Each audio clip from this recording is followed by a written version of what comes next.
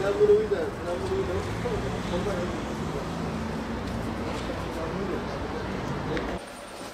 gelsin. Nasılsınız? Sağ olun, teşekkür ederim. Hoş gelmişsiniz. Nasılsınız? İyisiniz. Elhamdülillah. Sağ olun. Teşekkür ederim. Bugünün siz kırtasiyecilere ait. Gelip dedik bir muhabbet edelim, bir hasbihal edelim, durumunuzu soralım. Durumlar nasıl, ne durumdasınız?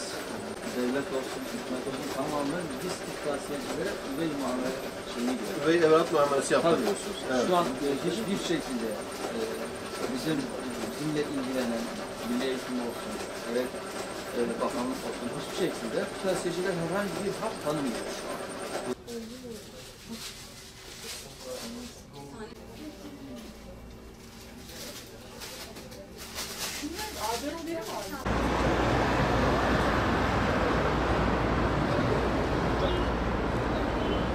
Grubudur diye dedik bir işinizi soralım, durumunuzu soralım.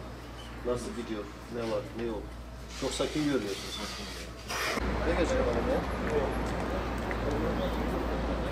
Pandemi sürecinde en çok olumsuz etkilenen esnafların başından geliyor kırtasiyeciler. Dolayısıyla dedik bir durumlarını bir soralım.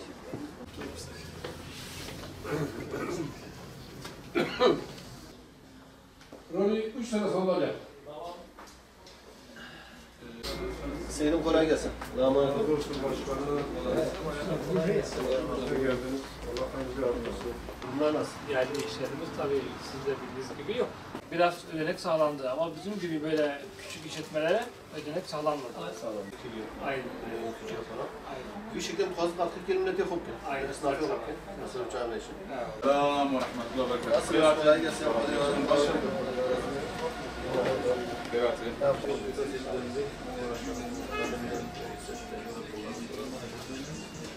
Nasılsınız? İyisiniz inşallah.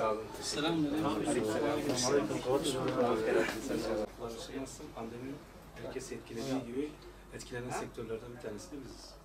Hoş geldin.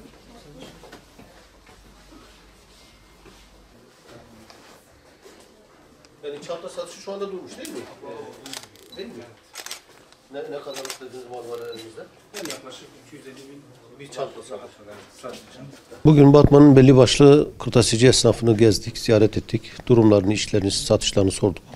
Zira bu pandemi sürecinden en çok etkilenen esnaf grubu arasında yer alıyor.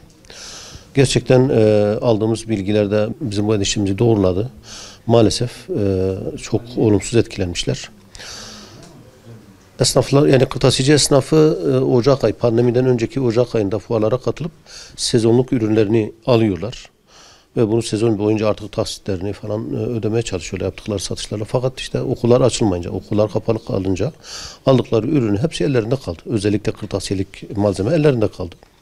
Dolayısıyla şu anda diyor aldığımız bütün ürünler bizim depolarda duruyor. İkinci bir husus özellikle hafta sonlarının yasak kapsamına alınmasıyla, özellikle cumartesi günlerin yasaklanmasından dolayı gerek öğrencilerin gerek öğretmenlerin dışarı çıkamamalarından dolayı yine o günde de yapılan satışlar maalesef yapılamadığı için çok ciddi bir sıkıntı içerisindeler. Biz de müşahede ettik, yani ciddi bir hareketlilik yok. Belki ellerindeki işte büro, işte oyuncak türü malzemeleri satarak kendilerini çevirmeye çalışıyor. Fakat ciddi bir maddi sıkıntı içerisindedirler. Bu anlamda yani yetkililer tarafından yapılan destekler de çok asgari düzeyde kaldı, çok yetersiz kaldı. Yani kırtasiyeci esnafı, özellikle büyük çaptaki iş yapan kırtasiyeci esnafı şu anda ciddi bir sıkıntı içerisinde. Üçüncü bir husus da kırtasiyelerde satılan bazı ürünler diğer bazı iş yerlerinden de bazı iş yerlerinde de satıldığı için bu da onlara olumsuz dönüyor. Çünkü hani bazı esnaf kesimi özellikle pandemi sürecinde işleri belki biraz daha da iyileşti. Belki temel gıda anlamında iş yapan esnafların durumu bu anlamda biraz daha iyiydi ve bunlar bir defa kırtasiyecilerin satmakta olduğu bazı ürünleri de sattıkları için bu da kırtasiyeci esnafına olumsuz dönüyor. Dolayısıyla özellikle birkaç hususta bu esnafımız çok ciddi sıkıntılar içerisinde, çok ciddi sıkıntılar çekiyorlar. Yani bu durumların, bu mağduriyetlerin, bu sıkıntıların göz ardı edilmemesi lazım. Yetkililer tarafından bunu düşünülüp bu esnafımızın elini güçlendirme veya bir destek mahiyetinde bir girişimde bulunması gerekir. Bu anlamda bazı politikaların geliştirilmesi ve tabii gözleri ısrarla, umutla okulların açılmasındadır Halil esnafımız. Özellikle Mart ayı ile ilgili ciddi bir beklentileri var. Fakat işte bir açılacak, bir kapatılacak derken o umutları da yıkılmış.